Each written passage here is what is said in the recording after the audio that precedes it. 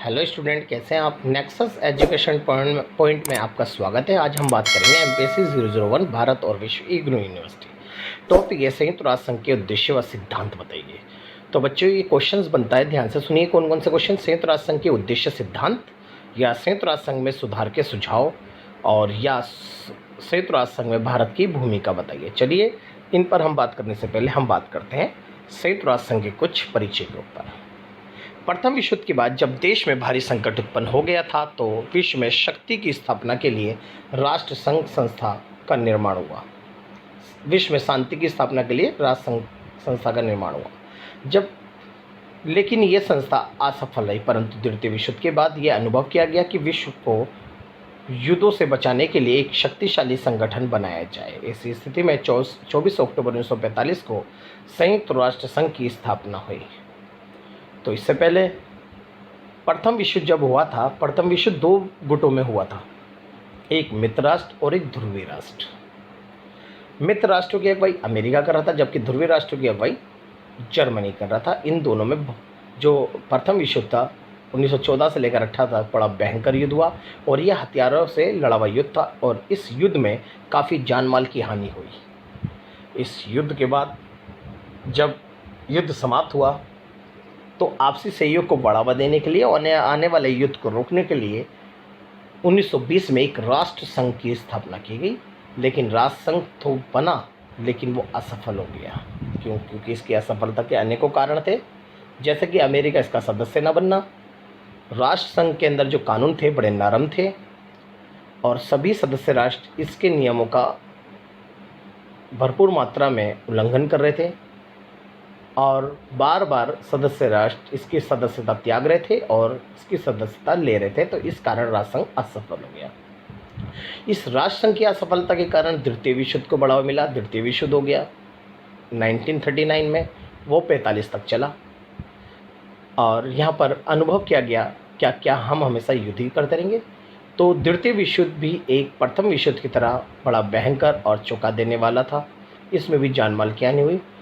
तो विश्व के यानी यूरोप के देशों ने आपसी पहल के द्वारा एक संगठन बनाने की बात की गई, और ये संगठन जो था 24 अक्टूबर 1945 को संयुक्त राष्ट्र संघ यानी यूनाइटेड नेशन ऑर्गेनाइजेशन के नाम से जाना गया। प्रारंभ में विश्व के मात्र 51 देशों ने इसकी सदस्यता ग्रहण की, जो वर्तमान समय में बढ़कर 192, 193 और 196 हो गई, तथा संयुक्त राष्ट्र संघ को 6 अंगों में विभाजित किया गया। यानी संयुक्त राष्ट्र संघ जो बन गया था एक अंतर्राष्ट्रीय संस्था है, और ये अंतर्राष्ट्रीय संस्था क्यों बनाई गई इसके पर भी हम थोड़ा सा बात कर लेते हैं। संयुक्त राष्ट्र संघ की स्थापना इसलिए की गई क्योंकि ये विश्व में शांति व्यवस्था की स्थापना करना, आने वाले युद्धों को रोकना, और आपसी भाईचारा बढ़ाए रखना, विवादों का शांतिपूर्ण समाधान और सदस्य राष्ट्रों के बीच में तालमेल स्थापित करने के लिए एक अंतर्राष्ट्रीय संगठन बनाना आवश्यक था। चलिए इसके जो 6 अंग थे, एक थी महासभा, दूसरा सुरक्षा परिषद, तीसरा अंतर्राष्ट्रीय न्यायालय, चौथा सचिवालय, सामाजिक आर्थिक परिषद, और ट्रस्टीशिप यानी ट्रस्टीशिप न्यायसिता परिषद। तो इस तरह से 6 अंग थे। अब बात करेंगे संयुक्त राष्ट्र संघ के उद्देश्य व सिद्धांत के बारे में। पहला है विवादों का शांतिपूर्ण समाधान।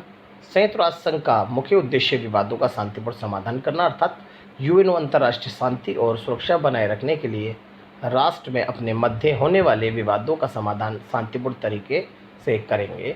इस तरह से संयुक्त राष्ट्र संघ का उद्देश्य विवादों का शांतिपूर्ण समाधान था। दूसरा है समानता का अधिकार। संयुक्त राष्ट्र संघ का दूसरा उद्देश्य समानता का अधिकार, यानी संयुक्त राष्ट्र संघ के सदस्यों राष्ट्रों को समानता का अधिकार प्रदान किया जाएगा, परंतु सुरक्षा परिषद के स्थायी सदस्यों को इस संस्था के अन्य सदस्यों की अपेक्षा विशेष अधिकार मिलेंगे।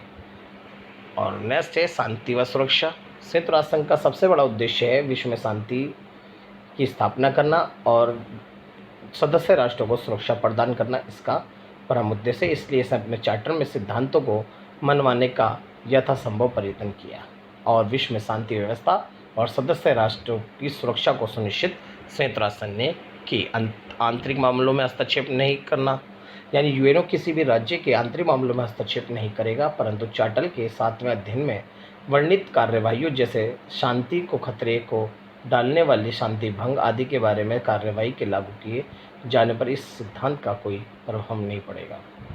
यानी संयुक्त राष्ट्र संघ का उद्देश्य आंतरिक मामलों में हस्तक्षेप न करना और अगर कोई देश अपने विकास और अपने नीतियों की वजह से अगर विश्व में अशांति फैलती है, तो संयुक्त राष्ट्र संघ उस देश की अशांति फैलाने वाले तत्वों को उस पर प्रतिबंध लगाएगा और विश्व में शांति जो आंतरिक मामले हैं उनमें हस्तक्षेप नहीं करेगा। लेकिन आंतरिक मामलों में हस्तक्षेप अगर कोई देश विश्व में अशांति फैला रहा है तो उसके आंतरिक मामलों में संयुक्त राष्ट्र संघ हस्तक्षेप करेगा ताकि विश्व में शांति व्यवस्था बनी रहे। नेक्स्ट है संयुक्त राष्ट्र संघ की सदस्यता। संयुक्त राष्ट्र संघ के चार्टर के अनुसार कोई भी कार्रवाई करेगा तो चार्टर बेटा संविधान होता है।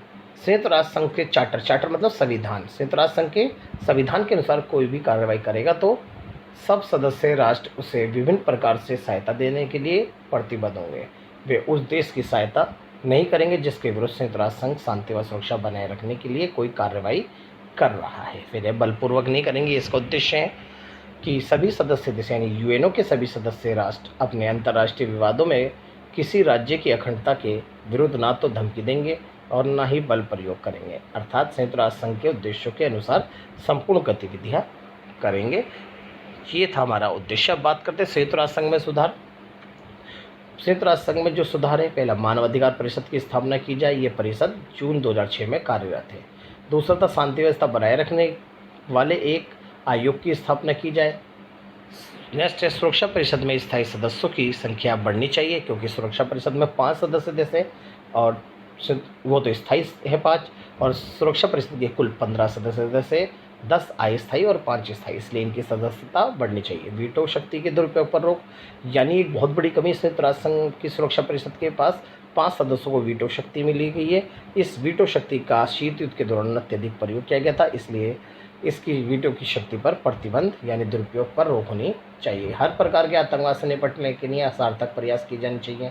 संयुक्त राष्ट्र संघ के सचिवालय में नई जान फूंकना और सचिवालय व सदस्य राष्ट्र के बीच अच्छे संबंध स्थापित किया जाए, और संयुक्त राष्ट्र संघ की अपनी एक स्थायी सेना हो और इस संगठन की देखरेख में एक लोकतंत्र कोष को स्थापित किया जाए। ये हमारे संयुक्त राष्ट्र संघ के सुधार के सुझाव थे। अब बात करेंगे संयुक्त राष्ट्र संघ में भारत की भूमिका क्या है।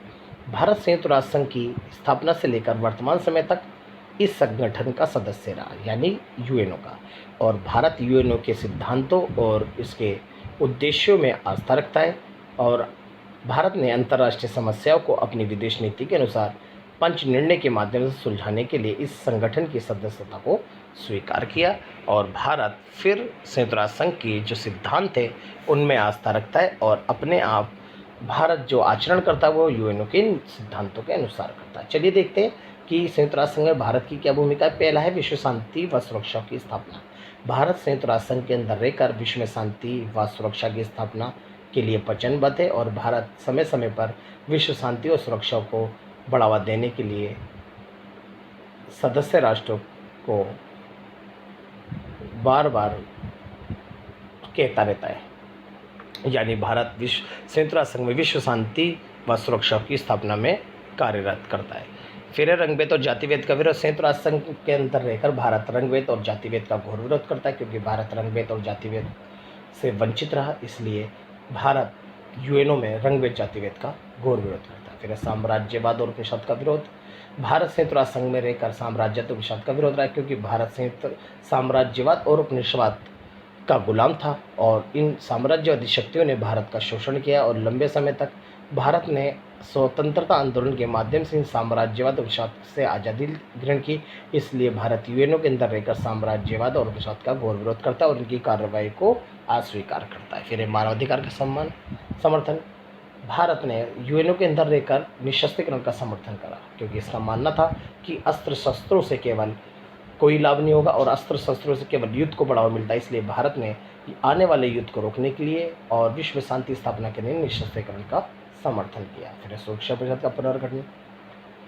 संयुक्त राष्ट्र संघ सुरक्षा परिषद के पुनर्गठन की मांग करता है, क्योंकि भारत के अनुसार सुरक्षा परिषद जो है वो 5 देशों पर वीटो पावर की शक्ति मिली हुई है, और सुरक्षा परिषद अपने मनमाने कानूनों को कभी भी पास करवा लेता है, इसलिए सुरक्षा परिषद पर विकसित देशों का अधिकार है। भारत चाहता है कि सुरक्षा परिषद में विकासशील देशों की भी भागीदारी बढ़े और सुरक्षा परिषद का पुनर्गठन हो और इसकी सदस्य संख्या को बढ़ाना चाहिए। पर्यावरण रक्षा में योगदान, भारत यूएनओ के अंदर रहकर पर्यावरण रक्षा में योगदान दिया और भारत अंतर्राष्ट्रीय स्तर पर पर्यावरण रक्षा को बढ़ावा देता है और इसके जो होने वाले सम्मेलनों में भारत सक्रिय भागीदारी करता है और पर्यावरण से होने वाले नुकसानों को दूर करने का प्रयास भी करता है। फिर है सांस्कृतिक और शैक्षिक कार्यक्रम में योगदान, भारत यूएनओ के अंदर रहकर सांस्कृतिक और शैक्षिक कार्यक्रमों में योगदान देता है। तो ये हमारा था संयुक्त राष्ट्र यानी यूएनओ के अंदर भारत की भूमिका। तो इस अच्छे टॉपिक का बहुत ध्यान से कर लीजिए। अगर आपको हमारी वीडियो अच्छी लगी तो हमारे चैनल को सब्सक्राइब करें, लाइक कमेंट शेयर करना ना भूलें।